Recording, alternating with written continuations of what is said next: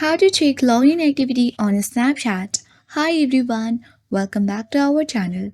This is Rose and I'll guide you to check login activity on Snapchat. Without further ado, let's begin. First, you will launch a Snapchat application on your device. Then head towards this camera page. Make sure that you already signed it. Navigate to Bitmoji at top left corner of your screen and then choose the gear icon at top right corner of the screen. Scroll down to the bottom and select two-factor authentication.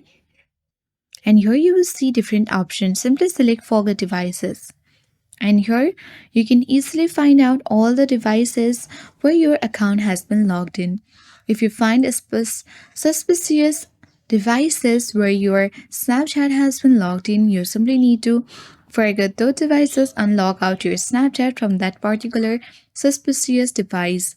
For that, you can tap on forget all devices and select OK button.